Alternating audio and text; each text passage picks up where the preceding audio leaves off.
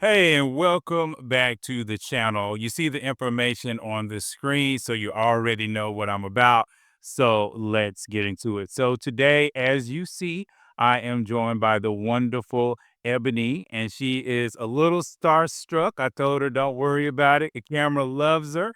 As you can see, she is very attractive. So, the camera loves her. So I told her, don't worry about it. Don't worry about it, girl. The camera got you.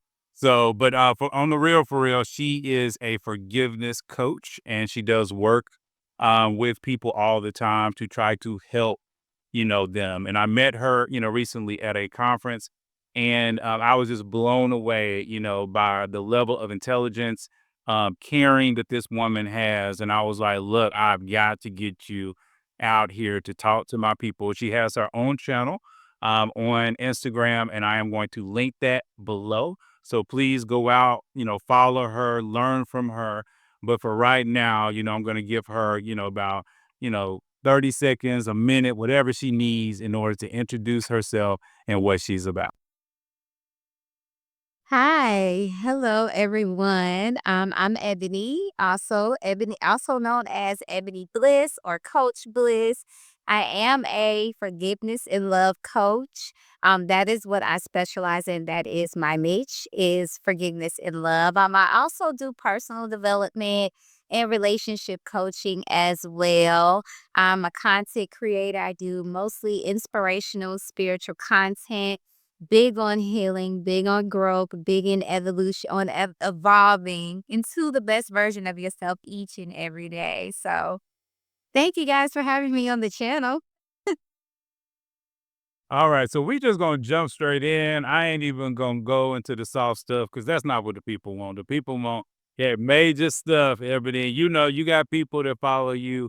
Okay, so you said it in the very beginning. How can we become better versions of ourselves? If were dealing with me or anybody else, like what would be the first thing you would tell us that we have to do on the journey to be the best person we can be?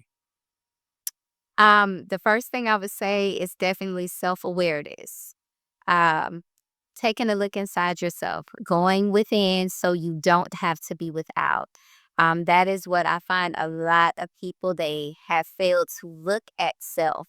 In any relationship or any situation, whether it be platonic, romantic, or a family relationship, if there is strife or conflict or always confusion or you're always going through cycles of toxicity, I say first, look within self. The second thing is shifting out of victim mentality or victim mindset. When you are the victim, everything is happening to you constantly. No one does you right. Everyone has done you wrong. You've always experienced these situations where you have been done wrong and you would just think you just been abused and used your whole life. That's victim mentality. And I think that is one of the best ways that you can evolve and grow is shifting out of victim mentality and self-awareness, looking within yourself. Okay, so but on victim mindset, okay, how do people really identify that within themselves beyond just saying, okay, I am, the person that generally ends up as the, brunt of all these problems? Can you give them like one tip or something in order to maybe identify slash get them out of it? Do they just need to, read some self-help books? Do they need to go run a 5K? How do they get out of that mindset? One, you have to acknowledge that you have been the victim or that you staying in that mindset.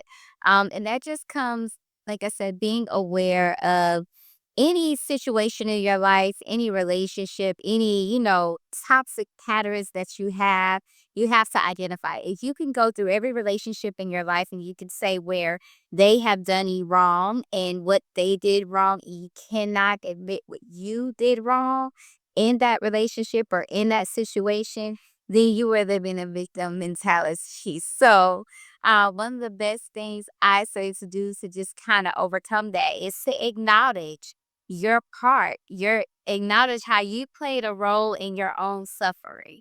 That is the first way to start to shift out of that mentality. You have to acknowledge how you played a role in your own suffering. And we all do at some point in time. Now, when I say victim mindset and that we're, to get out of victim mindset, I'm not saying that there are very much people who are victims, in certain situations. But in these everyday situations, in relationships and things that we experience in our life, we do tend to settle in that victim mentality when we have been wronged or, we felt like we have been wronged so much and we don't identify or, acknowledge how we played a role in that suffering. Okay. Is there any like major thing that you've seen over and over again with people that have had that victim mentality? Like one thing that generally happens over and over, to them? Is it something like they just allow a man or a woman to run over them? Is it something like, they've had to deal with, their parents and, maybe being there, not being there, being evil to them? What's like one of the major things that you see? I think one of the major things that I have seen is just their desires, their desire to be loved or to be accepted or to be cherished the same way that they cherish another. Um, just that desire. And it kind of, I wouldn't say that, I wouldn't label it as desperation because we all have that desire, but I would say that just their desires, they're not in alignment with what it is that they seek in relationships. I see a lot of people pleasing.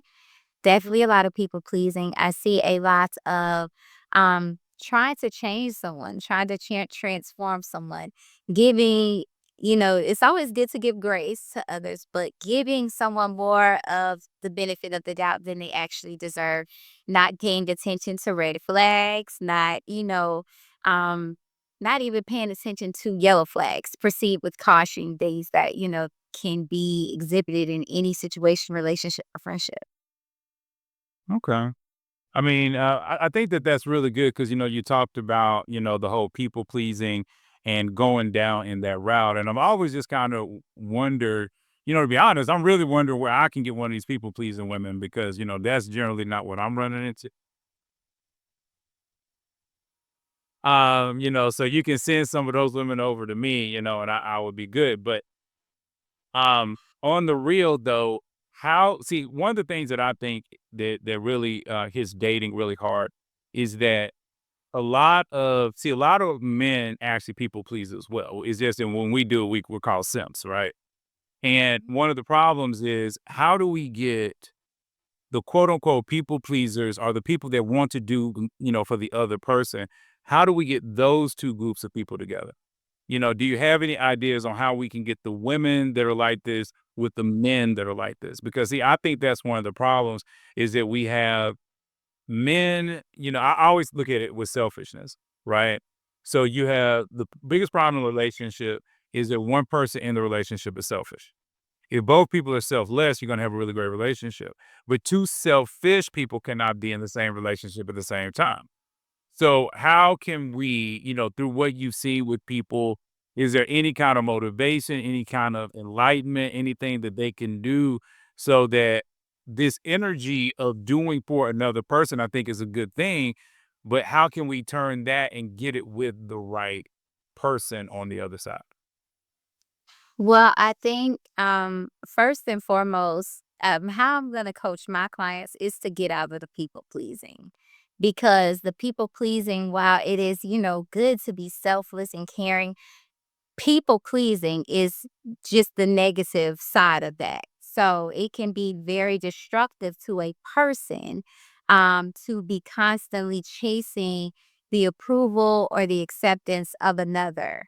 Going out of their way to make sure that they have whatever they need. And, that if you are, like you say, if you're not connecting with people who are on that same wavelength, in that same frequency of people pleasing, then it's going to be very detrimental to you as a person. So I'm coaching my clients to get out of that people pleasing and to learn how to set boundaries and to learn when to say no and to learn what is your way of giving love and receiving love, because most people who are people pleasing people, they are so adamant on giving love and giving so much of themselves, but they don't know how to receive it well. So even if you do put them with a people pleaser, someone who's the same as them, it may not necessarily work out because they are not used to receiving that. So they don't even know how to take it. They don't even know how to get it in. So I feel like the first thing I'm going to do is teach my clients how to get out of that space, how to give love to another without it being detrimental to your own well being or your emotional, mental, spiritual stability and security. That's the one thing that I am going to do. And then I'm going to coach you and help you to identify what it is that you need in a relationship. A lot of people, they don't really know what they need and what they want. And this is one of the first things that I speak with about my clients, especially in a relationship goals, my relationship goals coaching model. The first thing I ask is, what do you want? What is it that you want? Are you completely intentional about what you want? Because you're saying that you want to get married, but you are getting with men and women who are non-committal. So what is it that you want? Do you really want to get married? Do you really want to be in a long-term relationship? Do you really just want to have a friend that you're hanging out with? And then what is it that you need? What is it that you need from another person to thrive in any type of connection or relationship? And lastly, have you already cultivated those things within yourself? Oh, that was excellent. But here's something to follow that up is, do you think that the main reason why they're getting into these quick relationships is just simply because they're lonely? Or are they just more literally having that mindset of self-destruction? I definitely think loneliness plays a big part in it. Once you allow that spirit of loneliness to say in, you are kind of opening the door for all kind of energies to come to you and all kind of people to come to you. So I definitely think loneliness is a big thing. Learning how to love yourself is very important. Learning how to be good with yourself is important. Learning how to just really lock in with you and God is very important, because that that relationship that you will build with God when it's just you and him in that secret place together, it can shield you from so many unwanted experiences that you don't want. So, I definitely, one of my coaching programs is love and my love program. The first thing that we do in that program is we work on loving yourself.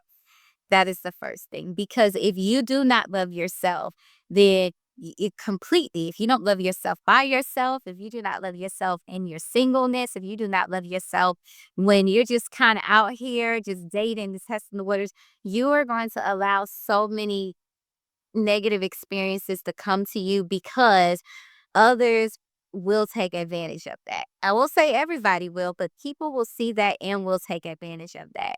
So I think that's more what it is, just a lack of self-love and just just settling in that loneliness, because you're not really loving yourself and you're not being comfortable and present in every season of your life. There's a reason for every season in your life. So if you're single, it is a reason for that. That is your time, like I said, to lock in with God, get centered in your purpose, get centered in what you're supposed to be doing, and be totally present in that preparation for the next season. Because you could either get into something, some type of relationship or experience that you didn't need and that God didn't want from you because you're trying to rush your next season, or you can wait, be totally prepared, and enter into that next season gracefully.